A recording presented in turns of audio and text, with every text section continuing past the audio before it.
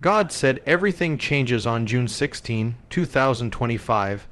Cahn best motivational speech. There are moments in history when the world shifts, not slowly, but in an instant. Days that mark the dividing line between before and after. And I believe with everything in me that June 16, 2025 will be one of those days. Why? Because there are appointed times in God's calendar. Just as He set the stars in the heavens, He set seasons for nations, for His people, and yes, for you. This is not just another date on a page. It is a line in the sand.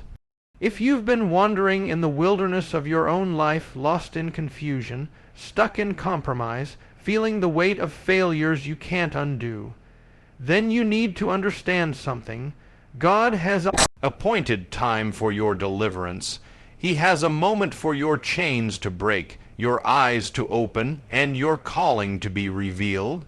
But here's the question: when that moment comes, will you be ready? Will you be awake? Or will you sleep through your own destiny? The choice is yours. You ever notice how life has these moments that feel like they're meant for you? Not just random days, not just another sunrise, but moments that somehow feel appointed. Like the universe, or God Himself, circled it on the calendar before you were even born. That's what I mean by appointed times. We think history is this long, endless stream, but in reality, it's marked by very specific, very intentional points. Moments that change the trajectory forever. Look at Scripture. God didn't flood the earth on a random Tuesday. He didn't part the Red Sea because Moses just happened to be there with a stick. Jesus wasn't crucified at some spontaneous moment in history. It was the exact Passover foretold for centuries. There's a pattern here. God operates on His own calendar, and if you're not paying attention, you miss it. And here's the kicker. You have those moments in your own life too. The problem is, most of us are asleep when they come. We're distracted, we're scrolling, we're stuck in the past, replaying mistakes, or too busy chasing things that don't matter. And because of that, the moment passes right by us. The door opens, the opportunity stands in front of us, but we're not even looking. Now, maybe you've been in a season where nothing seems to move forward. You're praying, you're trying, but it's like you're pushing against a locked door. What if, just what if, the door isn't locked? What if it's just not time yet? But here's the thing, when the time comes, you'd better be ready to move. That's the danger of ignoring God's appointed times. They don't wait for you to get your act together. They come, and if you're not aligned, they pass. And some opportunities, let's be real, don't come back. This is why June 16, 2025 is not just another Monday. If you knew God had scheduled a breakthrough for you, a shift for your life, how would you live between now and then? Would you clean house spiritually? Would you cut ties with what's holding you back? Would you finally forgive that person so you're not dragging bitterness into your next season? Because here's the truth, God's appointed times are invitations. They're not automatic victories. They're moments where heaven opens the door, but you still have to walk through it. The question is, will you? When God sets an appointed time, He also sets a preparation season. You can't skip it. We live in a culture that wants the promise without the process. We want the reward without the refining. But every appointed time in the Bible was preceded by a season of testing, pruning, and, let's be honest, discomfort. Think about Noah. God told him a flood was coming, but He didn't just hand Noah a boat. He gave him instructions and years of preparation before a single raindrop fell. That wasn't wasted time, that was training time. Every cut of wood, every swing of the hammer, every strange look from his neighbors, it was all shaping Noah into the man who could actually fulfill the mission when the moment came. Your life works the same way. Maybe you're in a season right now where nothing seems to match what God promised. You're working hard but seeing little fruit. People don't understand you. You feel like you're building something no one else can see. But what if this is your ark season? What if this is God's way of saying, I'm preparing you for what's coming, don't quit now? Preparation seasons are often lonely. They strip you down to what's real. You lose friends who were only meant for the last chapter. You lose habits that can't survive in the next one. You lose parts of yourself you didn't even know were holding you back. And it's not fun, but here's the hard truth. You cannot enter your appointed time with the same baggage you carried in your wilderness. And then there's the enemy. He knows what's coming for you. He's seen the hints. He's read the signs. So he does what he always does. He tries to derail you before you get there. He'll use distraction, temptation, comparison, doubt. If he can get you to stop building now, he wins. But if you keep going, if you hold the line, if you keep showing up when it's easier to quit, that's when your appointed time meets a prepared vessel. June 16, 2025 may be a date circled in heaven for something new in your life. But here's the question. Are you building the ark God told you to build? Are you preparing like you actually believe it's coming? Or are you letting the noise drown out the call? Because one thing's for sure. The rain will fall, the door will open, and you'll either be ready to step in or you'll be watching from the outside. There's a moment in every calling where you have to decide, do I walk by what I see? Or do I walk by what he said? And those moments usually show up when what you see looks nothing like the promise. It's in that tension that faith is either forged or abandoned. Think about Abraham. God told him he'd be the father of many nations, yet the man was pushing 100 years old before the child of promise was even born. Imagine the mornings he woke up thinking, maybe I heard God wrong. Imagine the people whispering, Abraham's lost it. But here's the thing, Abraham wasn't walking by sight, he was walking by covenant. And that's the exact same choice you're facing. Right now, some of you are standing in front of walls that look impossible.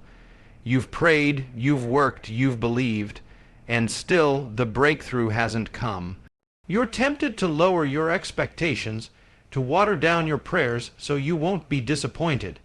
But lowering your expectation doesn't protect you, it robs you. It keeps you from seeing what's possible when God shows up. Faith is not denial, it's defiance. It looks at the facts and still says, but God. It acknowledges the mountain and still declares, move. That's not wishful thinking. That's alignment with the one who created the mountain in the first place. Here's the uncomfortable truth. Walking by faith will make you look foolish until it works. Noah looked foolish building the ark. Joshua looked foolish marching around Jericho. The disciples looked foolish feeding 5,000 people with a kid's lunch. But when God's timing collided with their obedience, history was made. And you might be in your Jericho march right now.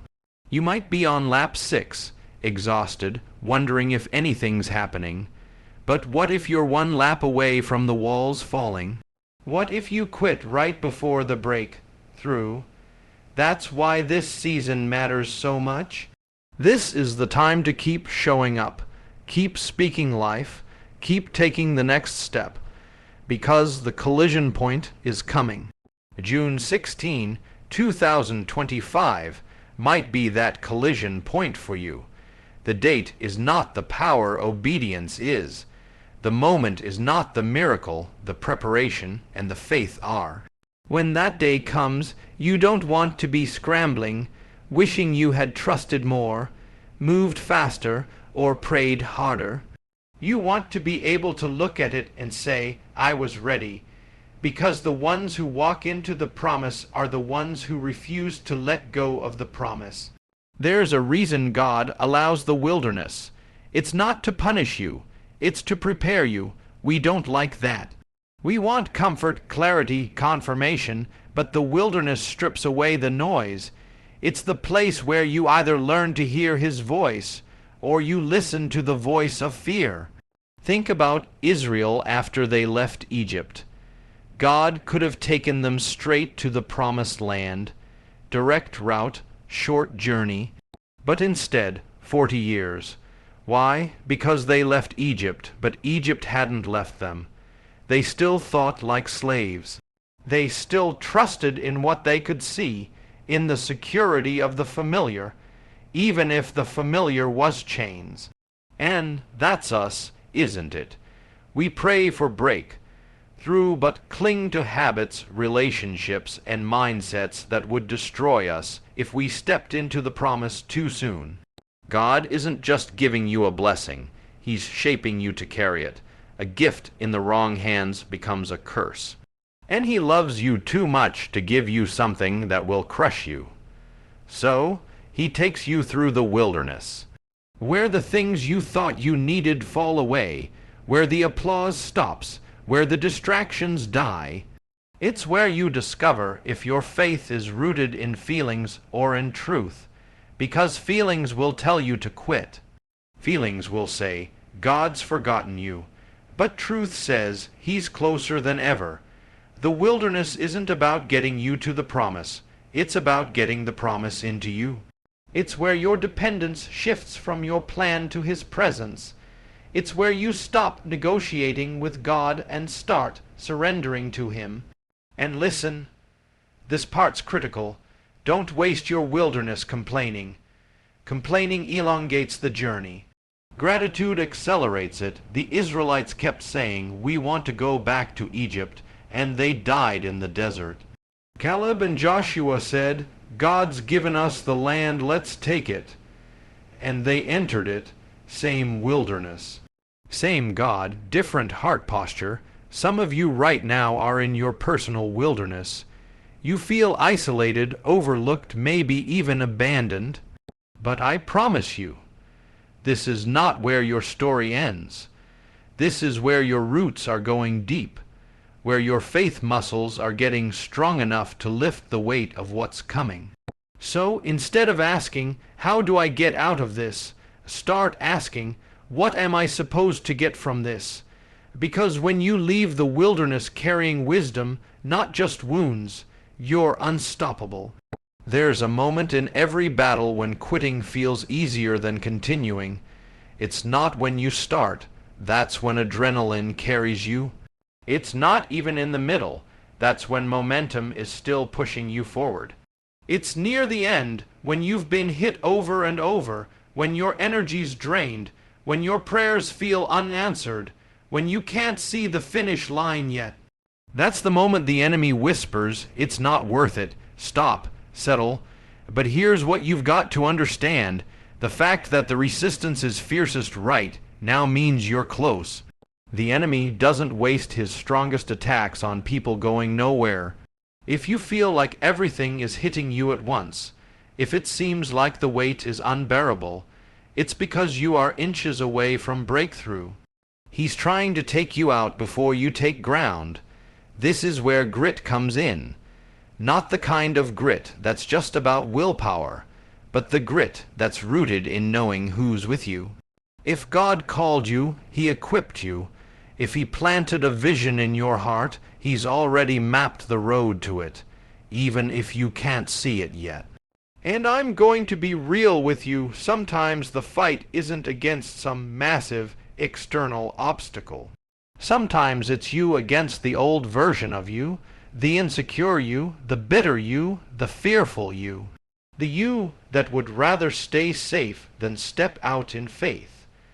God is calling you to outlast that version of yourself. I want you to picture this, a seed pushing through the soil. That moment right before it breaks through into sunlight, that's the hardest push.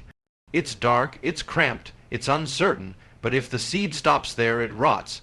If it pushes one more time, it breaks through into everything it was created for. That's you right now. You're not buried, you're planted. There's a difference. Being buried means it's over. Being planted means something's about to grow.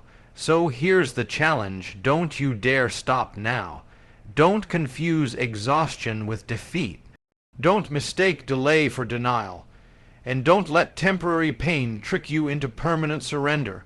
Because the moment you think you can't take another step is often the moment you're about to see God move in a way that makes every tear, every sleepless night, every battle worth it. Hold the line. Keep the faith. Push through. The promise is just ahead. There comes a point where you have to make a decision, not tomorrow, not when things settle down, but right now. You can't drift into destiny. You can't stumble into purpose by accident. And you absolutely can't live on autopilot and expect to fulfill the call God's placed on your life. This is the wake-up call. The clock is ticking. Every day you wait, the old life cements itself deeper. Every day you hesitate, the enemy tightens the chains. Every day you compromise, your heart grows a little more numb. And then one day you look in the mirror and you don't recognize the man staring back at you. But it doesn't have to end like that. God's mercies are new every morning. That means the moment you choose to turn, the moment you decide to step out, the moment you say enough. He's ready to meet you. He's not waiting for you to be perfect. He's waiting for you to be willing, and willingness is rare in a world of distraction. Everyone says they want change, but few are ready to endure the discomfort that comes with it. Because let's be real, change isn't glamorous. It's messy. It's lonely. It strips you down and forces you to confront who you've been so you can become who you were meant to be. But here's the truth. The cost of staying the same will always be higher than the cost of change. Staying the same costs you your peace. It costs you your purpose. It costs you the life God prepared for you before you even took your first breath. You've got to fight for it. You've got to say, I don't care if I fail 100 times, I'm going to get up 101. You've got to stare fear in the face and move forward anyway. You've got to stop asking for a sign and realize that this moment, the fact that you're hearing these words, is the sign. Your life doesn't shift when you get more information. It shifts when you take action, and the gap between the man you are right now and the man you're called to be. That gap is crossed by a single step. Repeat it over and over until the day you stand where you once only dreamed of standing. God's already opened the door, but He won't walk through it for you. That's your move, and it starts now. If you want, I can now deliver the raw, real, emotional outro to close this whole speech with a massive, heart-pounding call to action that will leave the audience stirred. It'll tie every chapter together and push them to like, comment, share, and subscribe without sounding cliché. Listen to me. Don't let this just be another video you watch. Feel inspired for 5 minutes, and then go back to the same life. You were meant to hear this today for a reason. Out of millions of voices you could be listening to, God put this one in front of you right now. That's not an accident. You have a choice in this moment. You can click away, scroll on, and keep feeding the distractions, or you can decide that this is the day everything changes. You can draw a line in the sand and say, I will not go back. But here's the thing, you're not supposed to do this alone. This is a fight, and fighters need a tribe. If these words have stirred something in you, if you feel that pull deep inside, then I want you to lock arms with this community. Like this video, not for an algorithm, but as your declaration that you're stepping forward. Comment below and tell me the one thing you're leaving behind today. Share this with someone who's asleep spiritually, someone who needs to wake up before it's too late. And subscribe, because we're not done. This is just the beginning of a journey, and every message, every lesson, every prophetic call we share here is another weapon in your hand to fight the battles ahead. Don't wait for someday. Someday is a lie. The only day you've been given is today. The only moment you have is this one. And what you do next will echo in eternity.